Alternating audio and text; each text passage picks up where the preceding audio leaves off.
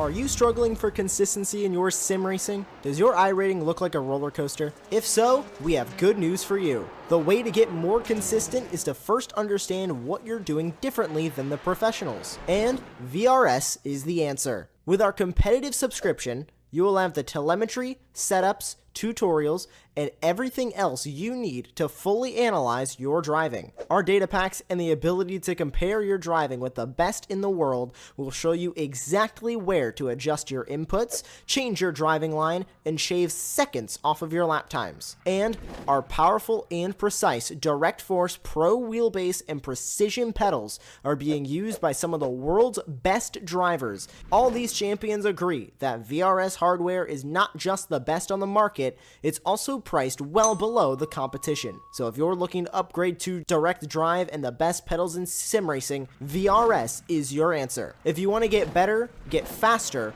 and make it happen sooner rather than later, you owe it to yourself to find out why so many people are switching to VRS. You'll be so glad that you did. Visit www.virtualracingschool.com and learn why the best use VRS.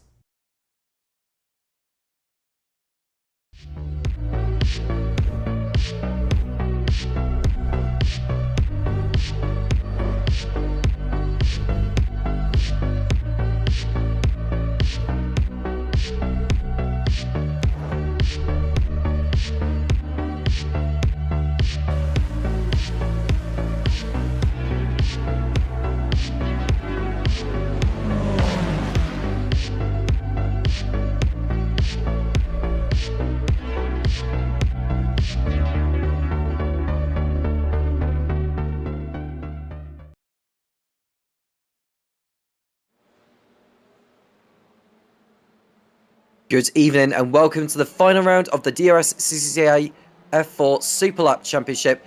We are at the Spa-Francorchamps circuit in Belgium for what should be a brilliant affair for the drivers. I am Tom Kent in the commentary position.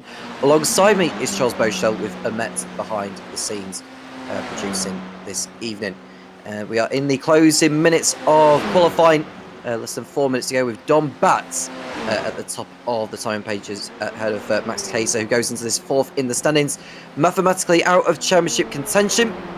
And just to remind you as to what is the situation in the standings, Nicholas Stubelski has wrapped up the AMS. He cannot be caught mathematically, but we have a three-way decider on the cards in the pros involving Lincoln Olsen, Ahmed Beydoun and Trent McMillan. The situation is that Lincoln Olsen's on 143 points, Ahmed Beydoun at 141 and Trent McMillan on 127. There are a couple of drop rounds involved. The points I've just mentioned there have been applied after one drop. There will be two drop rounds after this one. Lincoln Olsen basically needs to win and he's mathematically champion. If he doesn't win, then that opens the door for Ahmed Beydoun to take advantage.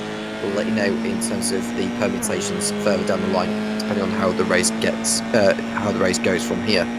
Let's introduce Charles into the booth and get a word from him before the half-an-hour race is underway for this evening. Charles, good evening.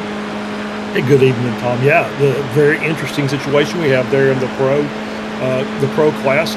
Still a championship battle on board here in the final race. And I mean, can't ask for a better track than Spa, especially for these open wheel F4 cars.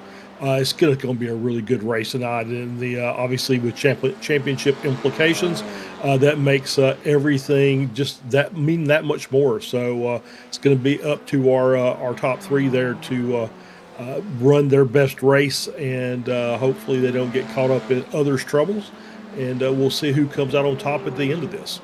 Yeah, absolutely. And a brilliant way to wrap up the season as far as the winter series is concerned, as we're now in the middle phase of March. We've got 24 drivers on the circuit now. I mean, Jackson Olsen has yet to go out on circuit, I believe, during the course of this qualifying session. He won't have time to get a lap in, so he won't only have time to just get a feel of the circuit before this race gets underway.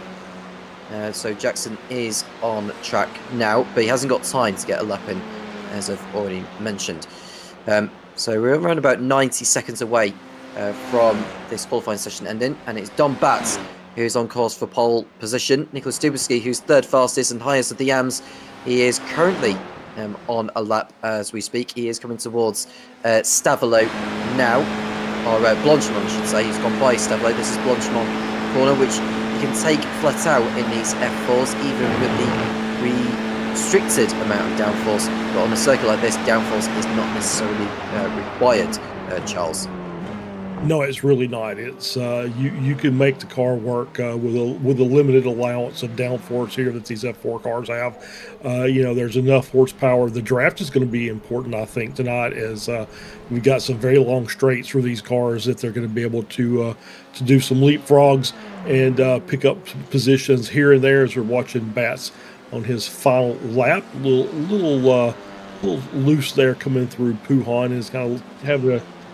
Oh, I'm sorry. That's Jackson Olsen. My mistake. Thank you very much, Obet. And it's a little loose there on the rear end. Probably just trying to get the tires warmed up and just trying to hang on to the car until that happens. These cars obviously take a little bit of time to get the tires, to get some heat in the tires, get them up to operating temp. So we'll be watching him. Obviously, not enough time left, as Tom said earlier. As qualifying has now ended, so he'll take the checker flag when he comes back to the start-finish line, and be his practice qualifying session over. He'll be starting from the back and trying to work his way up through the field. Yeah, Zane Cross is heading over the line as well. We'll find out exactly what he's been able to produce. 2 minute 23.1 has been his best. The latest lap time is not an improvement, so he stays where he is in P7. There we look at Lincoln Olsen, who's going to run out of time to make an impact on this qualifying session, so he will start second at best. We've also got Trent McMillan on circuit now in P8. He's looking to finish off the lap he is on. He's halfway around the circuit, so I don't know whether he's going to be aiming for an improvement. He's the outside favourite out of the three in the running for the title in the pros. Is Trent, but he'll give it his all nevertheless. Yeah, absolutely. Is currently Olsen, Lincoln sitting there in second, McMillan down in P8, and Badoon sitting down there in 10th. So all three cars have qualified, or it looks like they will qualify in the top 10 unless something changes. We saw a car cutting across the grass there cutting across the gas. A little ricochet off the wall, bouncing on the tire barrier, and upside down in the gravel trap. So there'll be practice, or should say qualifying, done for him as we were so just kind of watching, and we see Melvin Mungai getting a little more extra practice, but I think have we got enough? He may still be on the lap at a minute 38 past the qualifying end, and these are 222, 223 laps. He still may be on a flyer, so we'll see if this is going to work out for him. And let's see if we get across the line here. And he did cross the line, I believe. But no improvements. About 4/10 off of his fastest lap. So he'll start in P11. So looks like everybody's done. We're going to roll over here into the race session, Tom, and we'll have our starting order, I'm sure, up in just a minute. We will do, as we see Dom Patz. Nope. Sorry, just remember, warm up. We have a warm up. You'd think I'd done this once or twice. Yeah, well, it is that time of night. Of course, it is coming up to towards midnight over in the UK. But of course, it is an American-based series, apart from Alex Larson, who apparently I think is from a different country, judging by the flag he's racing under. But we are just waiting for the session to transition over into the warm-up, which will give us an opportunity to run through the sponsors, which I'll kindly allow Charles to do that in due course. But what are you looking out for in the race then, Charles? Because we've got 24 drivers gunning to end their seasons on a high. And on a circuit like Spa, where there's a lot of space around, especially through Eau Rouge Corner, where it's a lot more, it's opened up compared to years ago before the barriers had been pushed back. So any drivers that need to take to the runoff to get through safely, it's one of those things here at Spa where it's very much up for grabs for these. Yeah, absolutely. They have done some adjustments, especially there in La Source, with making that basically asphalt all the way up to the wall, gives the drivers an opportunity to get the car slowed down. Bigger gravel traps out there, so they've really taken up the safety with the evolution of cars that are going to run obviously faster and faster, seemingly every year. But you don't watch the F1 race from last week, but yeah, it's a great track. I think with the positions, I think really the championships done and dusted. So you just want to get a good finish to end your season off on a high note as we're lining up for our practice start. As we're going to roll around, I think that was Alec Larson moving out to the front. As we've got some cars that are just kind of zipping through there. So for the three guys that are battling for the championship, you want to be aggressive, but you don't want to just really pin your ears back and go for it from the drop of the green flag to the end. You want to pick your spots. If you can get a good run and make a pass for position, do it, but don't put yourself in any extra danger. Because obviously you have an incident here. There's damage is turned off. So I'm sorry. I don't think that's right. Let me check that. They do have a fast repair, I do believe. So it's but you have to get the car back to the pits. But you want to just, like I said, be cautiously aggressive. Pick your spots. You don't want to end your race early. You want to be able to take the checkered flag and then just let the results fall where they are. And I think that's going to be the standard for all the drivers tonight. You see the field doing their practice start just to get a feel as to how they'll race on the run up to Lakecombe. The highest point on the circuit. Oh, that's someone going a little too deep. There's going to be contact made, and Mike Schmidt couldn't avoid it. The car is badly wrecked, and I suppose that gives him an idea as to how Lakecombe could pan out. There's plenty of cars affected from that, but there we go. And whilst we are in the warm-up session, I believe Charles may have some sponsors to run through before we get underway tonight. Yeah, absolutely. It being the final race of the season for the F4s and the MX5s on Thursday, we really want to stress and give thanks to our group of sponsors that put these races on, allow us to give a good broadcast, hopefully. But first and foremost, obviously, we want to thank the Detroit region of the SCCA. Really involved in getting these leagues put together and making sure that everything goes as smoothly as humanly possible. So big thanks to them for their time and dedication to put on a couple of really nice leagues here. Also, we want to thank Waterford Hills Road Racing. Metro Detroit's only permanent sanctioned road course. Waterford Hills is located in Clarksville, Michigan, and hosts a 6-weekend race series, a competition driving school, and 9 public open track days.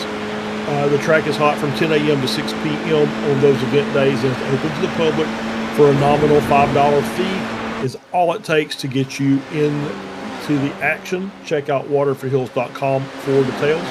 Also to the Michigan Turn Marshals for their support as well. If you want to get really, really close to the action, you check out michiganturnmarshals.org. They can train you to support races like the Detroit Grand Prix. And then finally, last but not least, Superlap, located on the world-renowned Woodward Avenue in Berkeley, Michigan. Superlap is a sim drive studio, a space to meet and compete with professional racing simulators. They are a premier racing and drive experience venue. They will help you achieve your motorsports goals with education, practice, and training. Maybe you're familiar with the world's most famous international Formula One series. Well, their best driver is a huge proponent of sim racing and sim training. And if Max can use a sim rig, why can't you? You can race against and practice against the AI roster, go head-to-head with other humans or both. They also offer competitive league play like the DRSCCA League. Go to superlap.world for details. Once again, thank you so much to all of our sponsors and organizers for putting this event on. We thank you very much for your support, and we've enjoyed our season and hoping to have a really good race here at the end. Thank you very much, Charles, for running through that. The more drivers are tripping over themselves over at Lake Holm. I think it's going to be a notorious section of the course where one driver gets it wrong in front of the pack and the others will just end up running into issues, as we see the field as the likes of Max Case and that are running through Pouon Corner, which is the left-hander before they run down towards Lefania, and then it is Campus and Stablo, which is relatively simple to get through. A very fast-flowing circuit is Spa, home of the Belgian Grand Prix, which will begin its rotational period, if you want to say, with Barcelona from next year. Both of which are on the calendar this year, but from next year it will be rotational between those two circuits. Spa featuring in the odd-numbered years, Barcelona featuring the even-numbered years. Yeah, absolutely. The changes that continue on in the world of racing. And you're right, Lacombe, and then the run down here into bus stop. Probably the two most difficult corners because that's where you're going to have the fastest rate of speed. The cars are going to be pretty well packed together, and it's two of the tightest little chicanes around, not just here but in other series as well. This is Lacombe and bus stop chicane as well. Both very, very difficult corners to get right, especially with a car that doesn't have just tons of downforce.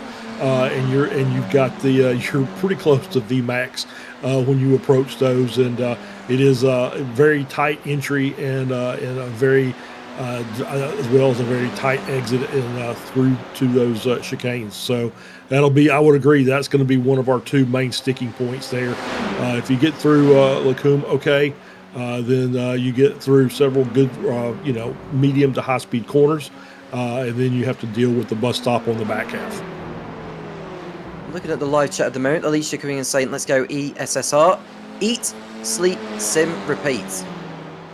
Yes, I've got that right. Dave Oaken, there you go. Dave Oaken, who is in the session right now. Didn't quite pick up on where he ended up at the end of it, but we'll know when the grid has been formed for the start of the race, which is only just around about 3 minutes away.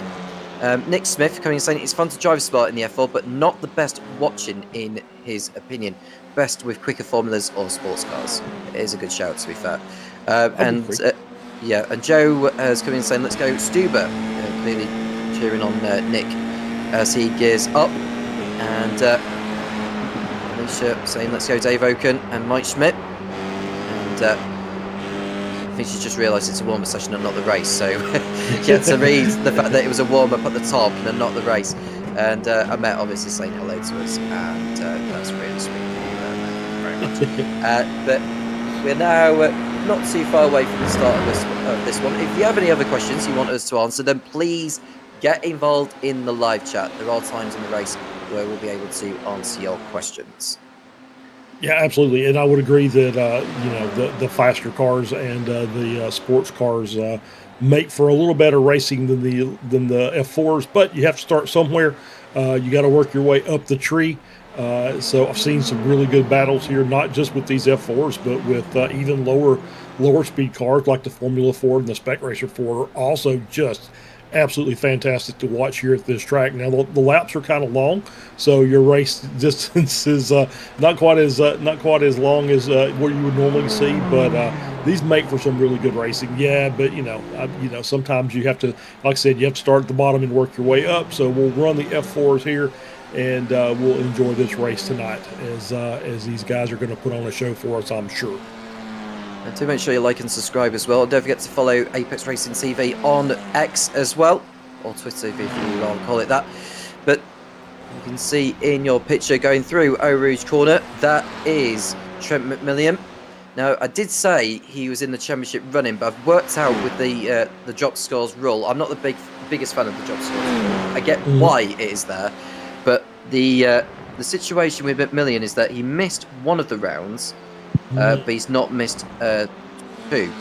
If he did miss two, he would have had less points than what he's currently on. But what I'm saying is, one of the worst scores he's had has been 13 points that he picked up in each of the last two rounds.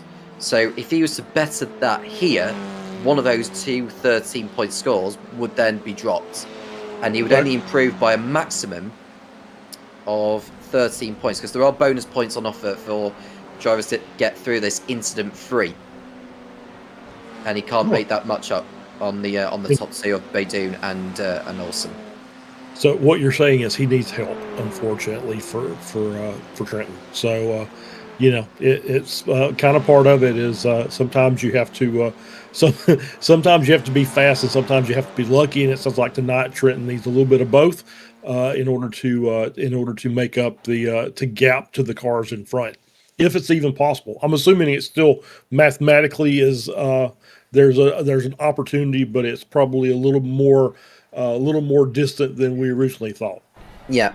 We'll have a run through the grid now, and it's Dom Batts on pole position, ahead of Lincoln Olsen. It's Nick Stubelski and Max Kaiser on the second row of the grid, followed by William Lindner and Ryan Carwile. St. Cross and Trent McMillan are on row number 4, followed by Joel Campbell and Ahmed Baydoun. Second in the championship, he needs to really beat Lincoln Olsen if he is to take the championship today. Melvin Mungai and Sean Gaynor on row 6, followed by Tom Strage and Hayden Sorka. William Lovejoy and Ryder Poe are on the 8th row, followed by Mike Schmidt and Andrew Herschel, with Drew Leonard and Alex Larson rounding out the top 20. David Krasinski and Alex Carter are on row number 11. At the back, we've got Dave Oken and Jackson Olsen. There we go. So standing start here tonight as we're waiting for the cars to grid. See, maybe one open spot. So I think we're all there now. So should be getting some lights on here very soon and get ready to go racing. We are, and the lights are appearing now for the last time in the F4 Championship in the DRSCCA. The lights are on. Lights off. It's go. And it's a good start from Dom Batson from pole position. And Lincoln Olsen is going to go to the outside as Nick Stubelski switches across to the racing line, which leaves an opening for Max Kaiser to go on through. So it's Kaiser who leads. Contact further back and multiple cars involved. There's going to be plenty of pit lane activity at the end of lap 1.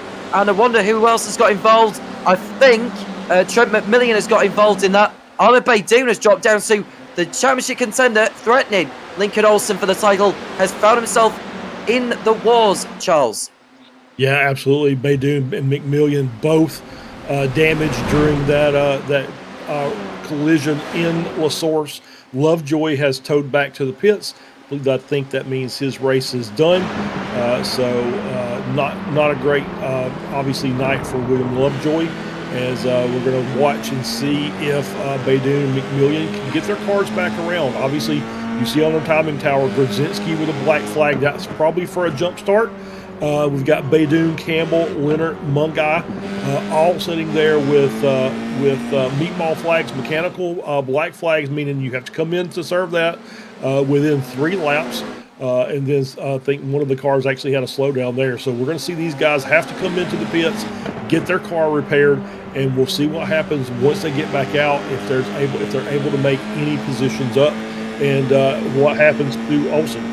Yeah, Batts has dropped down from the lead to 5th position. I don't know what on earth has happened to him, but he's now dropped down considerably. Strage has gone through on cross. He's made a tremendous start as Tom Strage through on cross. Sean Gaynor up 4 positions. Jackson Olsen up from last to 12th place. Great beginning.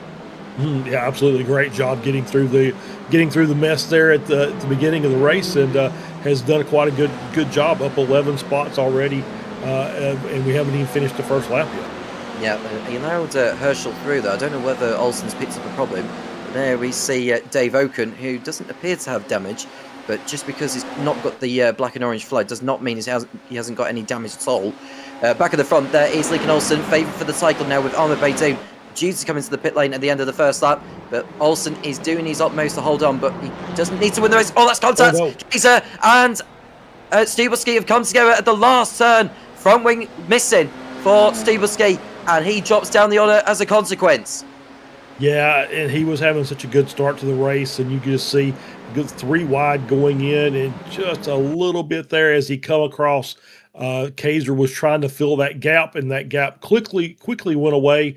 Obviously losing the nose there, Stubelski. He's going to have to be very careful on this lap. He's not going to have a lot of front end to work with.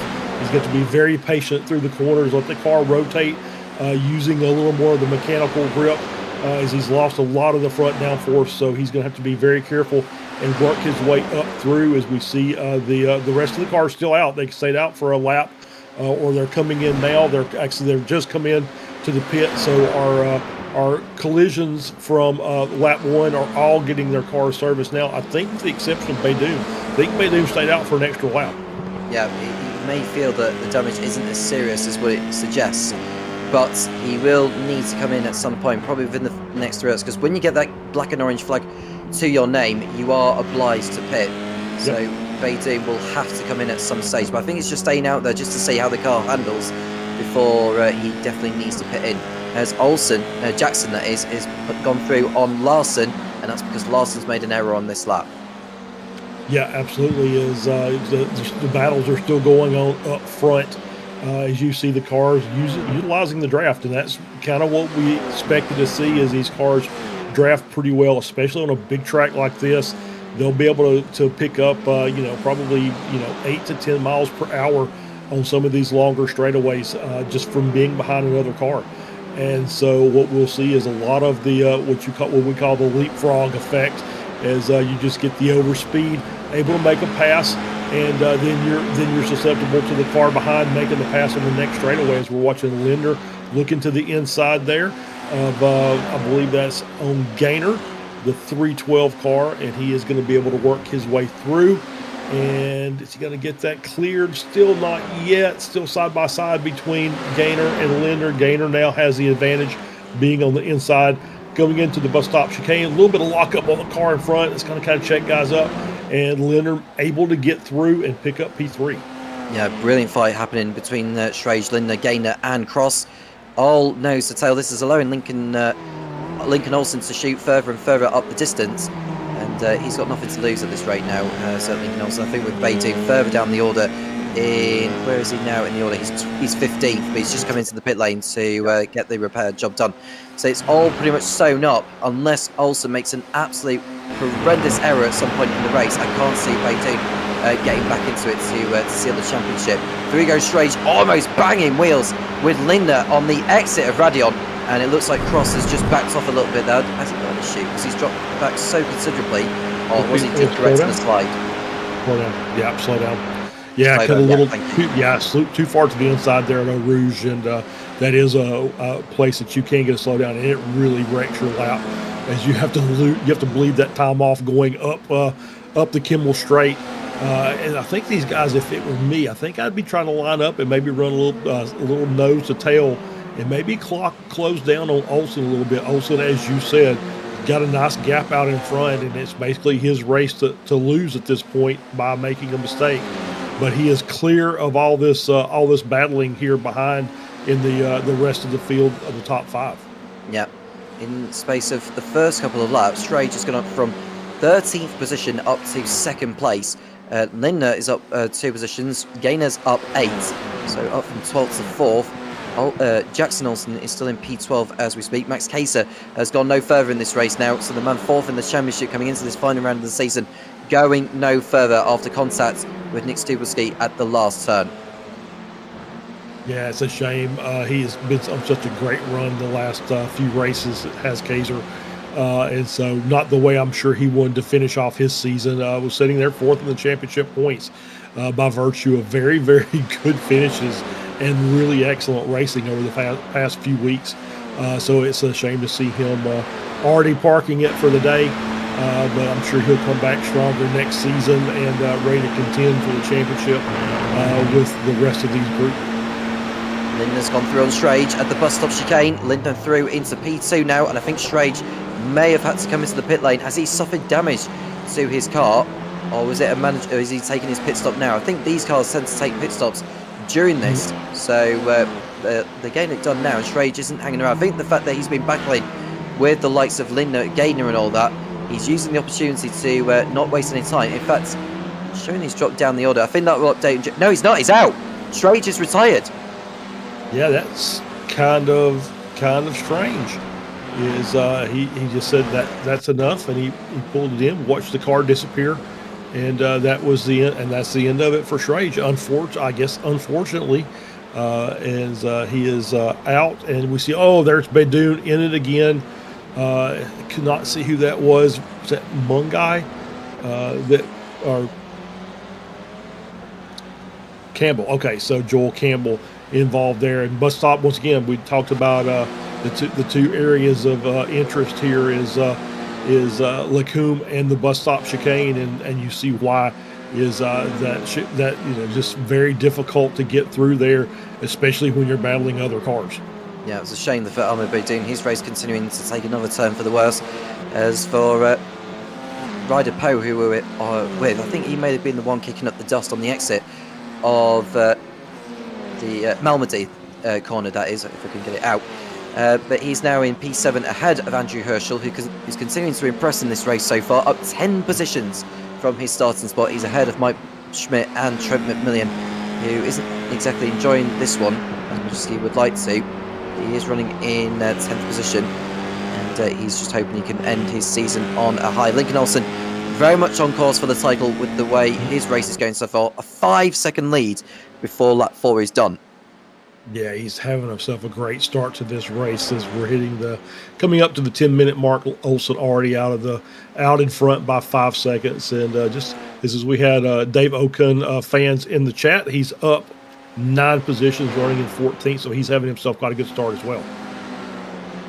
There's Dave Okun being cheered on by Alicia, who's joined us in the live chat, and he's hoping to make his way further up the order. Ahead of him are Alex Carter and Alex Larson, who are tussling amongst themselves, and Dave Okun is having a good view as to how that battle is playing out. There is Alex Larson in that rainbow livery. I don't know if it's a rainbow, it's a multicoloured car anyway that he is in, but he's now ahead of Carter, who is the one behind him. Larson goes a little too deep into there, which will tighten his entry for the last part, and through into the pit lane comes Alex Carter this time. Yeah, as Carter's into the pits now, go ahead and get his stop taken care of. As we're watching Larson there, and there is Carter coming into his box and stopping. Nice little battle here between Poe, Herschel, and Smith, as they're going to get a good run there by Herschel. They work their way up Kimmel, and should be able to, let's see if he moved out too early. Is he going to be able to carry the momentum up? Or are they going to be going side by side through Lacombe? Looks like side by side as we head in, and Ryder Poe sneaks back out in front to hang on to that position for a few more corners, and was able to maintain P7. Has got a good look there from the left front suspension of Schmidt as they work their way down through Brussels. I don't know that some of these corners have so many different names. It's hard to remember which ones are which. Well, there we see Dom Batts, who was on pole, now in 5th position ahead of Hayden Sorka, the AM driver behind him. Looking at the highest of the AMs in the field as we speak, Sean Gaynor, who is a pro driver, came into the 6th in the standings. With Ryan Carwile down the order, it could be an opportunity for him to sneak into 5th place in the overall standings. In the AMs, it is Hayden Sorka who's in the lead in that respective class. The next driver behind him will be Andrew Herschel, who has hardly featured this season, but he's hoping he can get some good points on the board nevertheless. And it's Jackson Olsen who would be completing the AM podium as it stands. Yeah, as we're still watching this battle continue, Smith had a good run out of Paul Frere. Could not seal the deal before they got to Blanchimont, and Herschel's going to maintain P8. You see Grodzinski, David Grodzinski in the pits now with the meatball flag, so he's going to get his stop made. And I think it's his 2nd stop, which means I think he's already used his fast repair. And I think that may be, just coming out of there on the curbs and just looping the car around. I've probably done that with 40 different cars here at this track. It's just one of those that sometimes those curves don't want to give you the grip that you need to get through the corner. Then gets back out in 8th position, so he's got Sinclair Jack ahead of him now, which he can utilise to his advantage to try and reduce the arrears on Lincoln Olsen. Back to the battle between Sean Gaynor and Sane Cross, who are now in 2nd and 3rd places. And there's no way through at the moment for Cross as they enter Lacombe. And it's Hayden Sorka who's up into 4th place out of Ryder Poe and Andrew Herschel and Mike Schmidt. We've got more pit stops happening as well, or we did. But they have come back out now in the race. Trent McMillan's down in 17th position. the man sitting in third position in the standings in the pros, as we see Gaynor cutting across on Cross before going through the corner with no name before heading down to Puon corner. Yeah, good battle here between Gaynor and Cross as Zane's had a good run.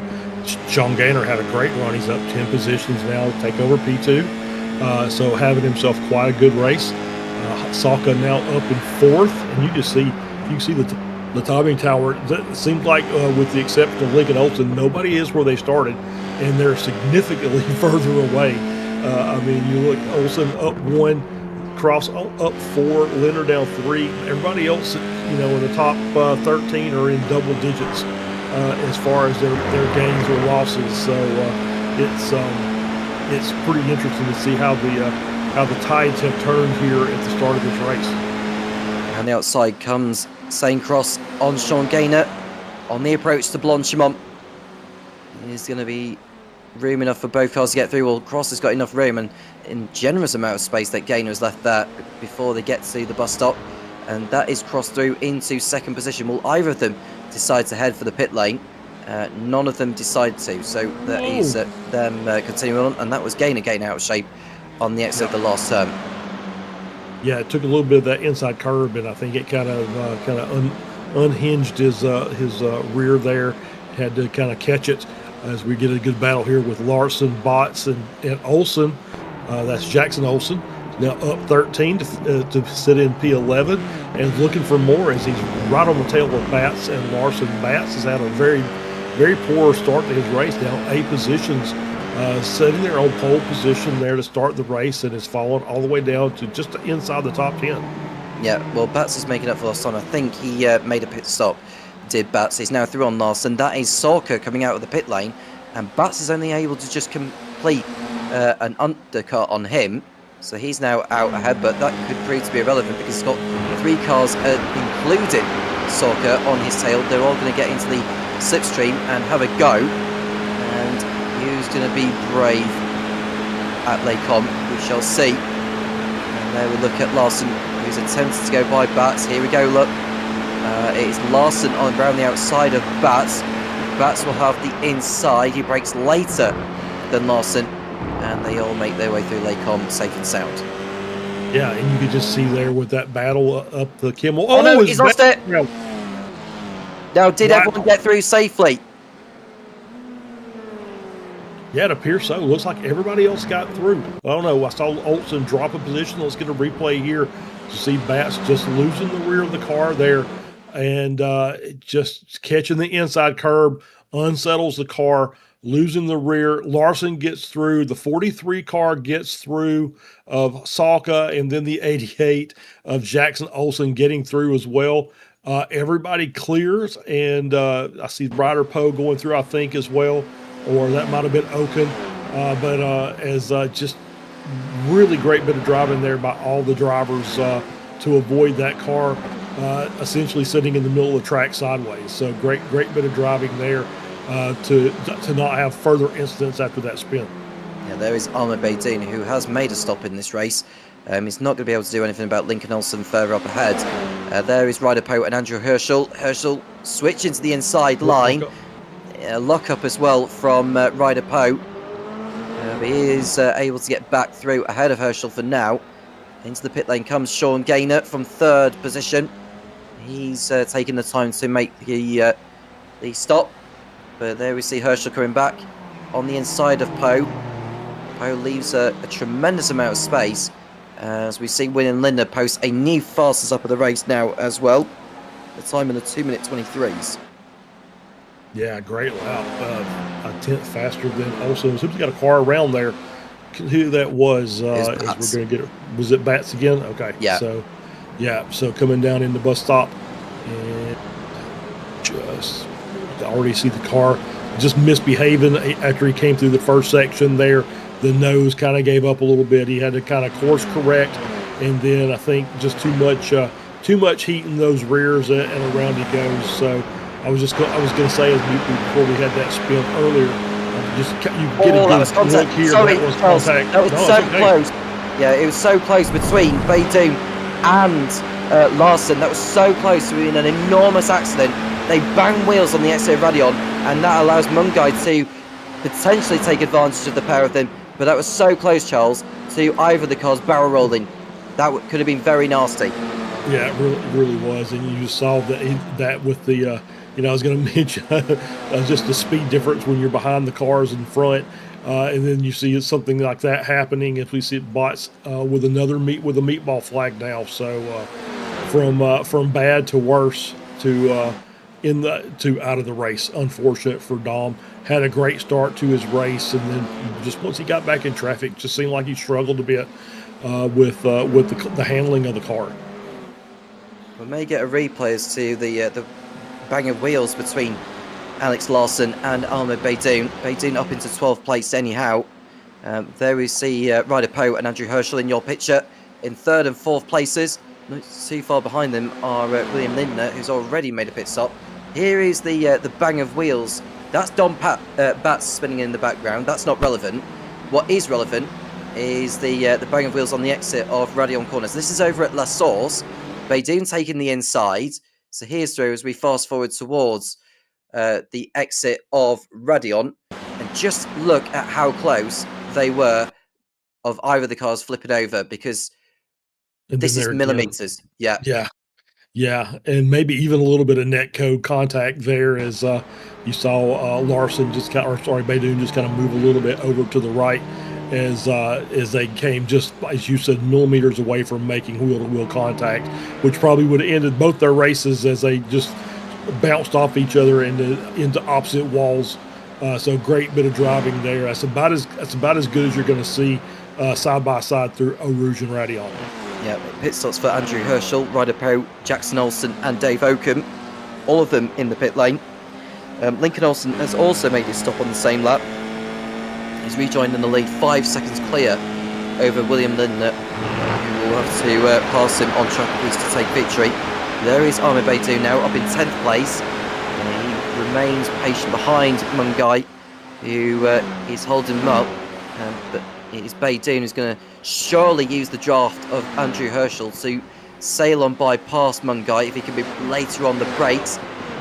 Mungai on the inside, Beydoun to the outside, and they leave each other respect through the right and left-handers, and they are safe and sound. Further back we see Trent McMillan, who we've not really seen in this race, has got Joel Campbell in his way.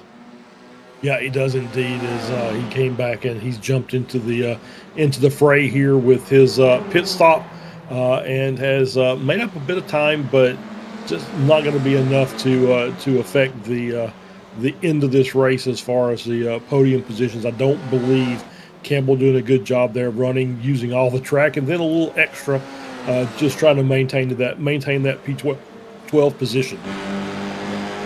This has been a superb performance from some of the drivers in the field, particularly Andrew Herschel's up from 18th to 8th. Mike Schmidt now up in a podium position from 17th on the grid. And I have to say, he's been one of the drivers of the day, that's absolutely sure. The driver who's running in the AM lead, that is Nick Stubelski, who had already wrapped up the championship at the last round.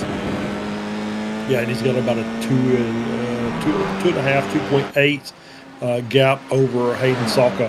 So he's comfortable up there in front, as it's now extended to almost 3 seconds. You see the battle here between Cross and Gaynor coming through the bus stop chicane. Cross with a little bit of an edge, but it's Gaynor's corner on the inside as they work their way down. I'm sure they'll be able to. I'm hoping they'll be able to keep off of each other as they go through. Plenty of room here. You see Gaynor taking it very, very tight against the wall. Cross keeping it pretty far on the outside. So pass made Gaynor up to P3.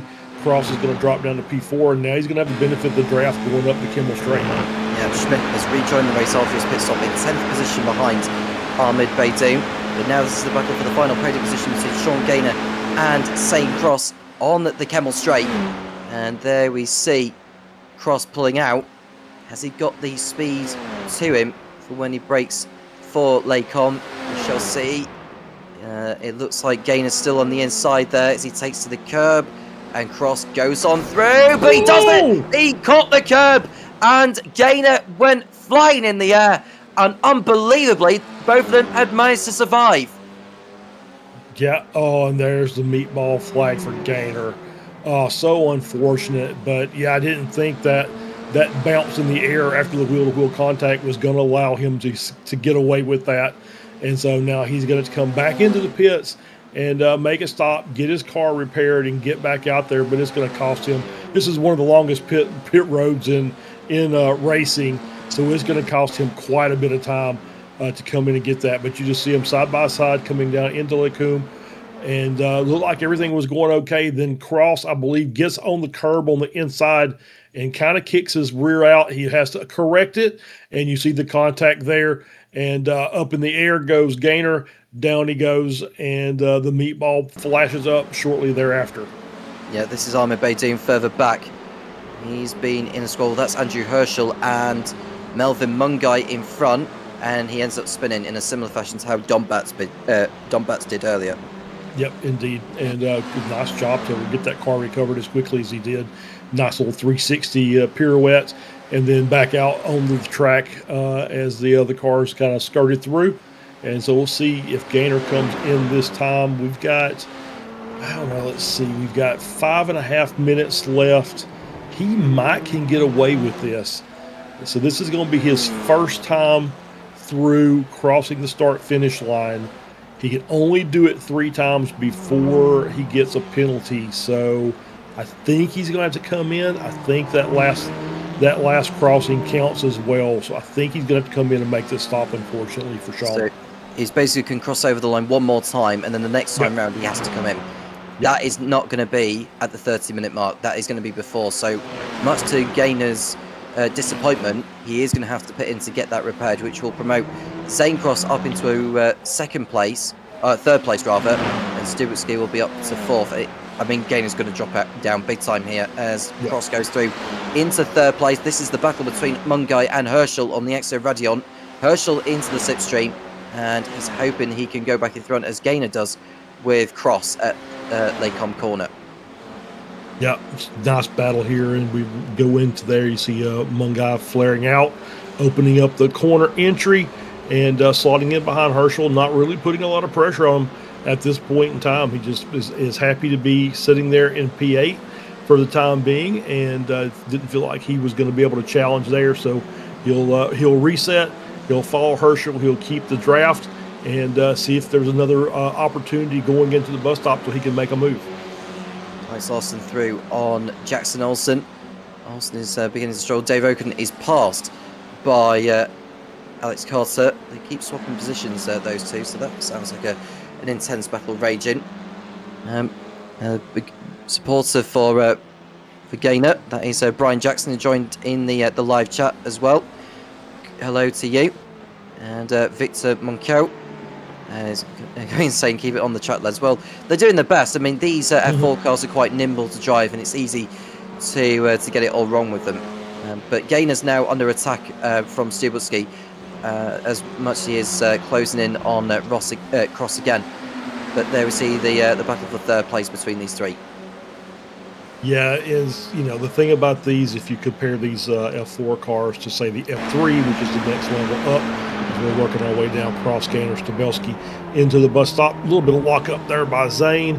He gets through, and Gaynor comes around. He's going to stay out one more lap, hang out there as long as he can. And, these things are just a little, if you look at the ratio from downforce to horsepower, they're probably a little deficient. Oh, big lock up there by Gaynor. I'm sure he's struggling with that car with the damage he's carrying. That, I think I saw it might have been the left front. It may actually be the left rear. That's where the contact was. So obviously struggling big time with that car, just trying to get it through some of these corners. And we'll see what happens as we work our way up Kimmel. Yeah, if I was Gaynor, I wouldn't bother fighting with Stubertski and just stay in the draft, because if he continues fighting with him, he's going to end up losing time, and he has to come in at the end of this lap, because he's now gone over the line twice since he picked up that black and orange flag. This time around, he has to come in. Yep, I think that's right. I think that's the rule. So he'll have to come in and get the car repaired. I can't remember him having issues earlier. I think he got through the initial barrage of incidents, so should be able to come in and get his fast repair. But as we said, very, very, very long and slow pit road here So he's going to probably lose, 25, 30 seconds on the pit stop. So by the time he comes back out, he's going to rejoin behind Trent McMillan, which will be rather bad news for Sean Gaynor. He's now behind Stubulski, as we see a brilliant battle raging between Mike Schmidt and Andrew Herschel over 8th position. Ahead of him is Melvin Mungai, and behind these two is Ahmed Baidoun, who is destined to finish 2nd in the championship as it stands. Yep, still good battles here as Mungai's got through ahead of Herschel up into P7. Schmidt and Baidoun there rounding out the top 10. And then just behind you've got Ryder Poe and Trent McMillan doing a little bit of battling here as they work their way down out of Huon down through these corners that Stablo and Paul Frere as we'll get all through this section and get our run down to Blanchemont. We'll see if McMillan wants to capitalize. It all depends on the run he gets coming out of this final corner here, and don't see him gaining up a little bit of time. So yeah, he did get a better run than Poe as the time is starting to close down, as you see the draft starting to pick up, and that's going to help him. Gap now half of what it was when they came out of the corner, almost down to a 10th. Has to lift a little bit before the Blanchemont corner, and he's going to see if he can make a run. We'll see what happens and how that's going to work out. And Poe managing to stay out in front, and McMillan is going to stay in 13th position for another corner or two. Gaynor has stayed out, Charles, so it looked like he didn't have to come in within those laps as Mike Schmidt goes off the circuit at La Source. Back to the battle for 3rd position with Gaynor in that wounded F4 car, looking to make a double move here on St. Cross and Nick Stubulski as they go along the Camel Straight. Is there enough room for Gaynor to go on by? Well, he may allow St. Cross to stay in that fight with Stubulski. A lot later on the brakes is Gaynor. He goes through into 4th position. Cross won't have anything to respond to that, so that's Gaynor through at least anyway. I think the middle part of the circuit is where he tends to be struggling the most. So he'll have to try and cope with that as best as possible. If he can get on the tail of Stubulski coming out of Stavilo, that's when he can maybe strike and make one last time. Oh, that's a kick of oversteer. That's the problem when you've got the damage. Yep, exactly right. Yeah, you could see in the corners before, just having to make adjustments through the corner, trying to keep the car headed the proper direction. And let's see if we get our own right on board here as we get lined back up. Looks like the wheel, so it's going to be the rear, not the front. Looks like the steering wheel was pretty straight coming down that little straightaway out of Huon. So I guess the rule is you get the 3rd lap, and then the 4th time by is the DQ. So we'll see if it changes, crosses the start-finish line, if he gets checkers or the white cross.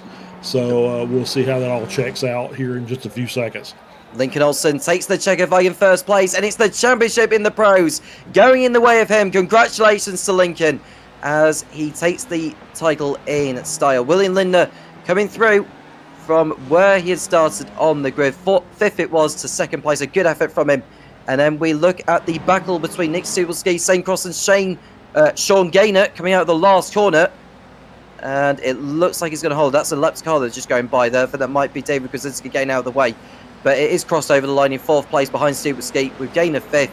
And it's Sorka, Mungai, Herschel, Baidoun and Schmidt rounding out the top 10. Baidoun is confirmed as the runner-up, with McMillan finishing in 3rd position after Kaser retired a little earlier on.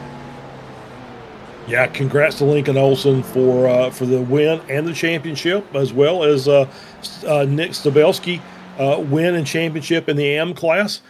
Great knowledge by Sean Gaynor of knowing the rules better than the announcers, which is always what should happen. and coming across, staying out on the track and getting a very hard-fought P5 out of that race, and it was deserved. He did a great job of running up through there, and up 7 positions over the course of the race. And then our hard charger is a tie. We've got a little bit of so this is how Formula Fords are made. So might want to hide your eyes as just cars get stuck together. But hard chargers for the race are Andrew Herschel and Jackson Olsen, both up 10 positions apiece. So great driving by those guys as well. respectable performances from those. Well, the only drivers waiting to see over the line are Drew Leonard and William Lovejoy. They'll be heading over the line very, very shortly. They've had lonely races, those two, but at least the end is here now. Well, and they are over the line, so now we can run down on the final race result of the season in the DRSCCA F4 Series. It is Lincoln Olsen who wins the race and the championship to go with it. William Lindner second, with Nick Stubelski in third place, who had already wrapped up the AM title last week. Zane Cross fourth, Sean Gaynor fifth. It's Hayden Stalker, Melvin Mungai, Andrew Herschel, Armin Baydoun, and Mike Schmidt rounding out the top 10. Joel Campbell 11th, followed by Ryder Poe. Then it's Trent McMillan in 13th position, Jackson Olsen, Dave Oken, Alex Larson, Alex Carter, Ryan Carwile, Drew Leonard, William Lovejoy, and David Gudzinski was the last finisher in 21st place and a lap down. We lost Don Batts, Tom Schrage, and Max Kaiser. Yeah, great racing. Unfortunate for those guys. They put on a good show all season. So tough way to end. But congrats to our winners and champions tonight, and all the drivers involved in this series. It's been fun for these last 4 weeks to be able to commentate on these drivers that we see. Some of them we only see on Tuesdays, some we see on Thursdays as well. So we got the season ender there in the MX5s in a couple of days. But big thanks to all of our sponsors, DRSCCA, Superlap, Waterford Hills, and Michigan Turn Marshals. Thank you so much to all of our sponsors and admins and everybody behind the scenes that does all the work. And I think we have a couple of interviews waiting for us there, Tom. Yep, let's get a word with Hayden Stalker, who finished second in the AMS at this round and sealing third place in the championship overall. Hayden, good evening. Hey guys, how's it going? Not too bad, thank you. Quite a different experience here at Spa compared to a lot of the other circuits we've raced at, particularly the one at Belle Isle. Yeah, it's I actually wasn't here last week for Belle Isle, but yeah, it was quite a wide open track and not really much you can do for fuel saves. So it's basically a guaranteed pit stop, so strategy was a little bit different, but yeah, it was a fun race. It was a fun race all round and plenty of battles happening on circuit. How have you found this season with these F4 machines compared to, let's say, other cars that you've raced in? I'm a big GT3 guy. I love the GT3s, and actually I'm starting to pick up on the LMP2s as well. So the high downforce, low horsepower is not really something I'm too used to, aside from when we did F4s last season. But I really enjoy them. I think they're a lot of fun to drive, and I think especially at a track like Spa, where they get those high speed corners, the downforce really comes into play, and they can be a blast, especially with the draft here too. It's crazy. Indeed, and of course, and with the wind can sometimes play its role in terms of when you go through the high speed corners. Will we see you back in these F4s next season? Not the F4s because we won't be running them, but I will be back next season. Absolutely. Absolutely. Wonderful. Okay, well that's that sorted out. Anyway, Hayden, anyone to shout to before we let you go? Same as last time. I'll just shout out the DRSCCA, Superlap, the Michigan Turn Marshals, Waterford Hills Road Racing, and Michael Schmidt for putting the league on for us. It's a ton of fun, and it's what keeps me racing. So. Yeah, he's done a terrific job with it, hasn't he? Anyway, thank you, Hayden, for taking the time to speak to us, and we'll see you again next season. Cheers, guys. Thank you very much to Hayden. And let's get a word with the man that came away with victory today and the pro title as well. Lincoln Olsen, good evening. Hey, how are you guys? Not too bad, thank you. It felt a little bit like a Sunday drive the way you drove that race, or was it? Yeah, it was a bummer. I mean, it was not what I was hoping for with those big wrecks at the beginning, specifically with Max and Thomas. I haven't been able to watch them back. Hopefully they weren't too obvious on somebody, but yeah, a bit of a bummer. It's always fun to win like that, but not quite as exciting. Yeah, I mean, it would have been nice if Armin Baydoun was a lot closer to you, and that way would have had an intense battle on circuit, which would have decided the championship. Baydoun ended up in the wars at La Source, which damaged his machine, and he ended up having to pit in, which cost him a tremendous amount of time. This season, then, with these F4s, how have you found the experience? Pretty good. F4 cars are pretty good for me. They're not great, but they're not horrible. So glad I could get this championship down, and hopefully I can do the same thing for the MX5s on Thursday. Yeah, I mean the MX5s will be quite an experience when that comes around later in the week. Anyone on the shout to Lincoln before we let you go? Yeah, thanks. I don't know if I got anybody watching today, but any grandparents, aunts, uncles, I know I got you guys watching out there. I always appreciate it. Of course, to my parents, and the DRCCA for hosting this, and you guys for streaming it. Yeah, I think there's a few supporters in the live chat just congratulating you on your success today. Thank you very much for taking the time, Lincoln, to speak to us, and best of luck with the MX5s later this week. Yep, thanks, guys. I'll see you Thursday. See you soon, Lincoln Olsen. Well, at the end of that, Charles, after speaking to Lincoln and Hayden there, it's been that sort of season. 10 rounds, which begun all the way back at Okayama in January, when we end in a brilliant affair here at Spa. Yeah, it really was a good race. And yeah, it's, unfortunately for Spa, there's just a couple of tricky spots that tend to catch some of our less experienced racers out, and that's just part and parcel of racing. Even if whether you win or you lose, you always end up learning something. So hopefully these guys will take the experience and jot down some notes and remember to do some things differently the next time. But it really enjoyed doing the broadcast. I love this league. They do such a great job getting everything put together for us, and just fantastic driving as well. So congrats to Lincoln and all the rest of the drivers as well. And we'll be looking to see what happens next season. Yeah, we'll see soon enough. Of course, there's the MX5s coming up on Thursday, and you will not want to be missing that. That'll be shown live on the Apex Racing TV channel. Do make sure you like and subscribe. Thank you to everyone that's tuned in and getting involved in the live chat, particularly the likes of Alicia, Victor, and Shelley that's coming in saying great race as well. And of course, all the likes of Brian Jackson, Fernando, who's joined in during the course of it, Brendan Kennedy as well. He's involved a lot. And of course, Nick Smith also got involved in the live chat to take the opportunity to say hello and all that. Well, at the end of the 10th and final round of the season, we have been absolutely thrilled to see these F4s in action, and we have our AM and Pro champions. Congratulations to Nick Stuberski, who wrapped up the title a week ago, and today it's Lincoln Olsen, who took the honours in the pros. How will they get on in other championships within the DRSCCA? Well, you know where to find out. Thank you very much also to the league sponsors and the organisers for putting this all together. I am Tom Cairns with Giles Beauchel and Amet, who has been working behind the scenes. We'll return with the DRSCCA, and for now, it's good night.